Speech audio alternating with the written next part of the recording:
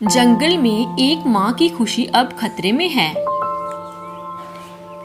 मीनू अचानक घबराकर कहने लगी, सोनू, कोई हमारे अंडों को देख रहा है। मुझे डर लग रहा है।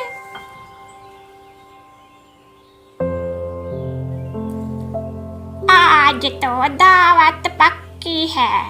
ये अंडे अब मेरे हैं। गौरी, आज मजा आ जाएगा। हाँ कालू, अब देखो तमाशा। क्या मीनू अपने बच्चों को बचा पाएगी या चील की चालाकी जीत जाएगी?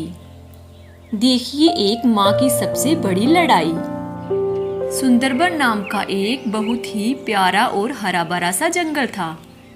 उस जंगल के पेड़ों पर तरह तरह के पक्षी रहते थे। सभी अपनी दुनिया में बहुत खुश थे।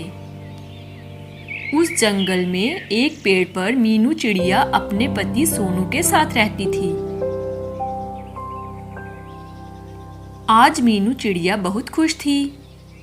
वह धीरे से अपने पति सोनू से कहती है, सोनू जी, देखो हमारे अंडे। अब मैं माँ बनने वाली हूँ। अब मैं बहुत खुश हूँ। हाँ मीनू, अब हमें इन्हें हर हाल में सुरक्षित रखना होगा। हमें इनका खास ख्याल रखना होगा। मीनू और सोनू बारी बारी से अंडों की रखवाली करते। लेकिन जंगल में हर कोई नेक नहीं होता। उसी जंगल में रहती थी एक खूंखार और चालाक चील। उसकी नजर हमेशा जंगल में छोटे पक्षियों के बच्चों पर रहती थी।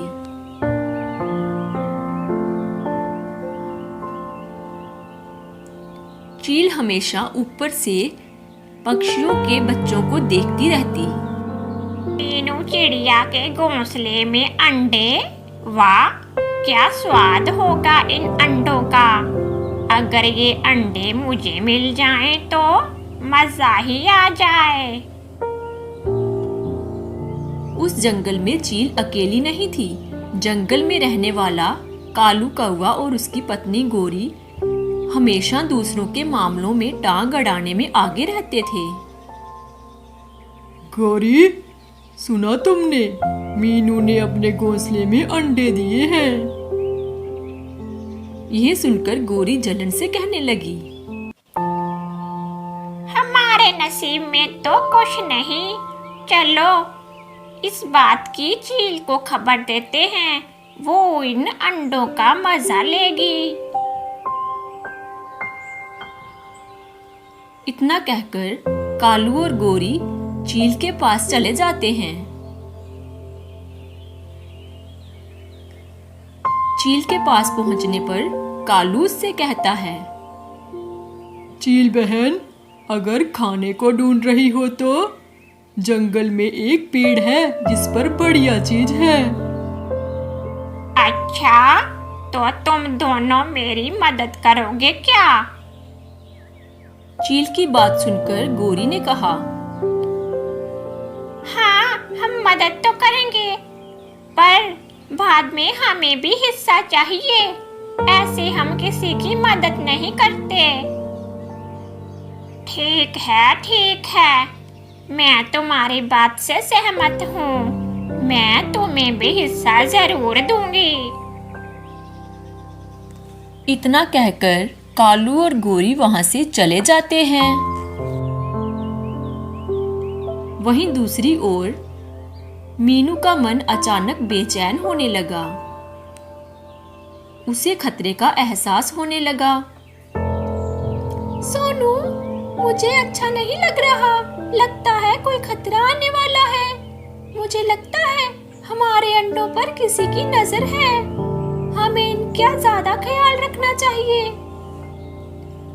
डरो मत मीनू, मैं पास ही रहूंगा। तुम्हें डरने की कोई जरूरत नहीं। अचानक आसमान में तेज पंखों की आवाज आई। चील झपट्टा मारकर घोंसले की ओर बढ़ी।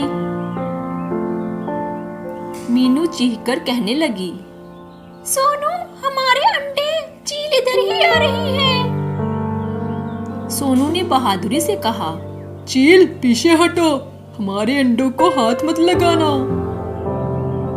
हट जाओ छोटे पक्षी, आज दावत तो पक्की है। आज मैं इन अंडों को लेकर उड़ जाऊंगी, बस तुम देखते रहना। मीनू ने रोते हुए चील से कहा, अगर कुछ लेना है तो मुझे ले जाओ, मेरे बच्चों को छोड़ दो। मीनू की आवाज सुनकर जंगल के कई पक्षी इकट्ठा हो गए। बुलबुल, मिट्ठू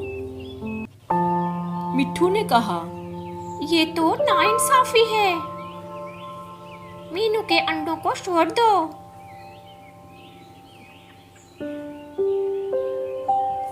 सभी ने मिलकर चील को घेर लिया और शोर मचाने लगे। ये देखकर चील घबरा गई। ठीक है, मैं चलती हूँ, पर दूसरी बार जरूर आऊंगी। उस बार तुम अपने अंडों को बचा नहीं पाओगी मीनू, ये बात याद रखना। मीनू ने सख्त आवाज में कहा, जंगल में माँ की ममता से बड़ा कुछ नहीं। आज के बाद अगर दोबारा ऐसा किया तो अंजाम बुरा होगा। मीनू की ऐसी बातें सुनकर चील वहां से दुम दबाकर भाग खड़ी हुई।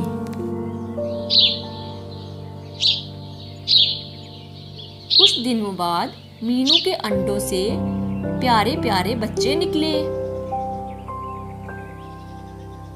सोनू ने खुशी से कहा, मीनू हम सफल हो गए, हमारी मेहनत रंग लाई। देखो हमारे बच्चे कितने सुंदर हैं।